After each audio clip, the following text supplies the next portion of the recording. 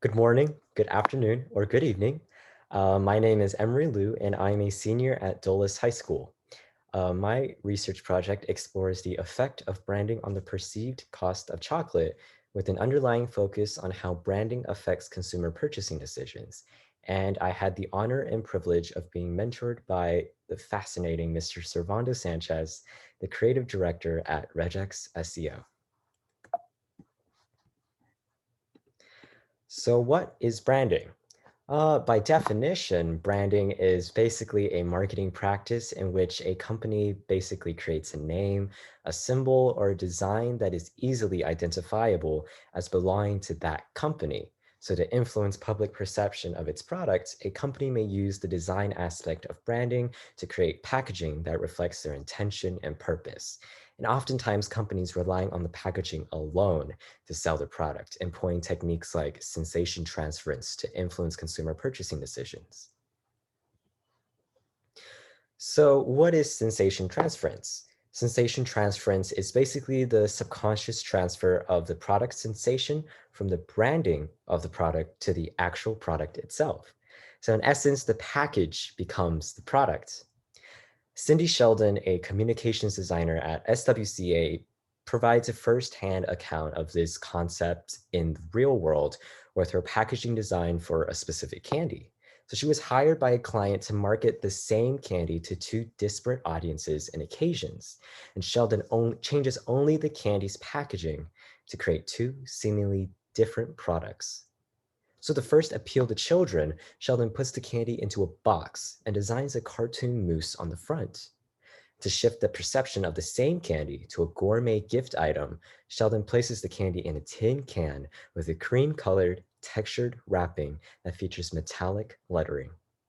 The simple changes in branding, the color scheme, the typography, the product imagery can all influence the consumer to purchase the fundamentally identical product at two different price points.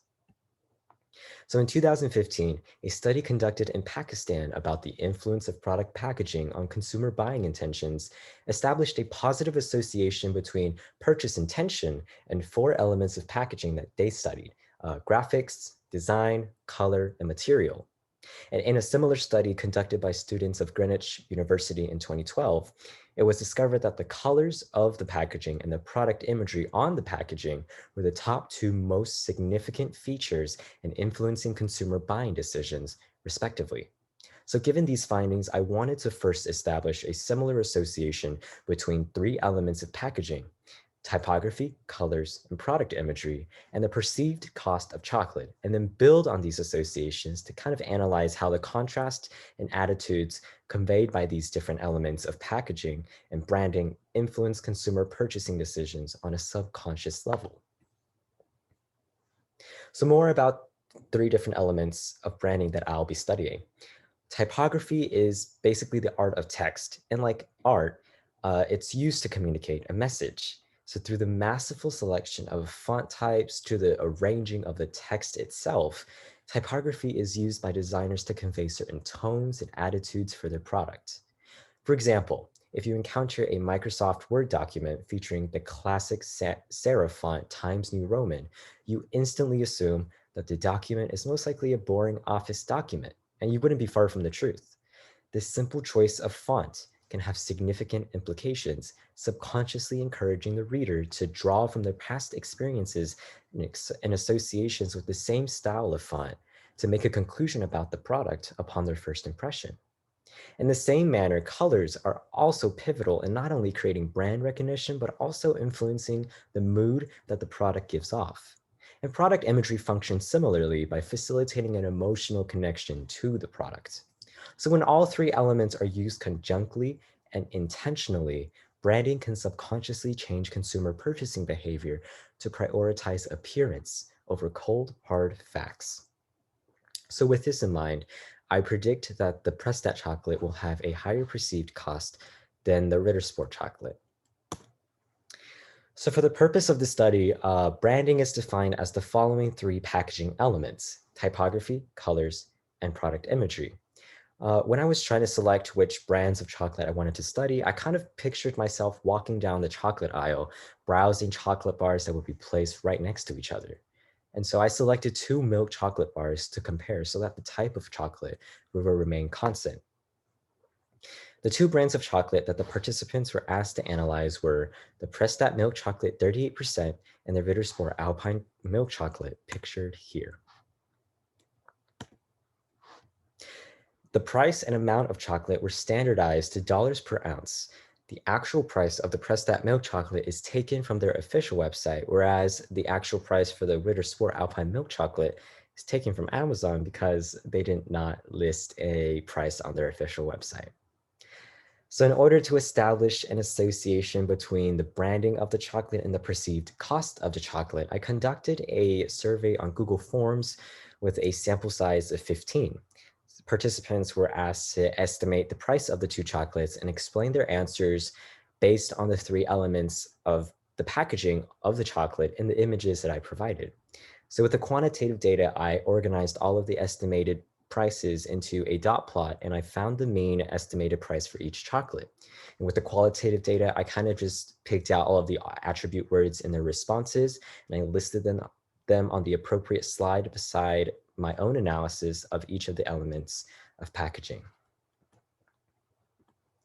So for the Prestat milk chocolate, the mean estimated price was found to be $13.73. So if we standardize that according to the methodology, the mean standardized estimated price is $5.56 per ounce. And the actual standardized cost of the chocolate bar is $2.34 per ounce. For the Ritter Sport chocolate, the mean estimated price was $4.60, and the mean standardized estimated price is $1.31 per ounce, and the actual cost of the chocolate is 68 cents per ounce. So based on the data, a positive association can be made between the perceived cost of the chocolate and the packaging of the chocolate. And although the difference of the $4.25 per ounce between the mean standardized estimated prices is significantly larger than the actual difference of $1.66 per ounce, the data kind of suggests that a recognizable difference in cost was identified by the respondents. But how did all the participants correctly identify which chocolate was more expensive? And so in the following slides, I'll offer my own analysis of how each element contributed to shaping the perception of the Prestat chocolate to be the more expensive one out of the two. So let's first analyze the typography. The Prestat logo features two distinct font families, with the London established 1902 being Garamond Regular.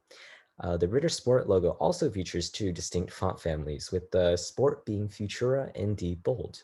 So when we look at the two fonts that I've identified by name, Garamond is a serif typeface characterized by the sharp protrusions or the oblique feet at the ends of the strokes. And fun fact, those protrusions are actually called serifs, hence the name sans serif, which if you translate it from Latin means without serifs. And then the Futura typeface is cleaner and has terminals, which are finishes of a stroke without the serif. So I've kind of provided two graphics on this slide to more closely display the differences in the two typefaces. So serif fonts are commonly used to communicate luxury, elegance, sophistication, and a more formal look, whereas sans serif fonts are used to convey minimalism, simplicity, and a more modern look. So this attitude of elegance kind of mirrors that of Italian Renaissance architecture, which we know to be quite symmetrical and decorative, and I found that to be quite interesting. The serif font actually takes inspiration from calligraphic writing styles in the 15th century that had a lot of ostentatious and decorative flourishes. So with that in mind, we already gain a sense of which chocolate appears to be more expensive. I couldn't identify the font families of the Prestat and the Ritter, most likely because I think the designers probably customized an pre-existing typeface, but we can still observe some parts of the word that stand out. So the Prestat is written in all capitals, whereas the Ritter is written in normal, mixed, or sentence case, where you capitalize the first letter of the sentence. So both are designed to command the attention of the observer, as seen in either the all capital letters of the Prestat or the long swash on the R of Ritter. But Prestat just appears to be more royal and intricate as they attempt to add tiny circles of decor on like the spine of the S and on the stem of the T's. And so here are some of the most common attributes that the participants used to describe the typography of each packaging. So as you can see, Prestat was described as intricate, ornate, and sophisticated, while Ritter Sport was described as more simple, modern, easy, normal, and standard. And for the colors, I've isolated all the colors on each of the packagings and grouped them together so that the overall mood of the color combinations would be more discernible. The Prestat chocolate features both warm and cool colors, while the Ritter Sport packaging has only variations of blue. Color is subject to different cultural interpretations. For example, in the West, we view red as a symbol of anger and violence, whereas in places like China, red can be a symbol of happiness and luck.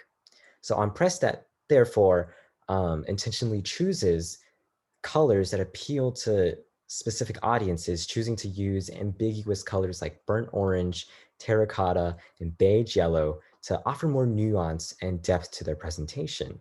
Ritter Sport, on the other hand, chooses to build on one single primary color, and in doing so, they kind of intentionally appeal to only their market audience of Germany. So in this sense, the complexity of the colors on the Prestat packaging juxtaposes the neutrality and dullness created by the combination of the blues. So let's see how the designers incorporated each of the colors on the packaging.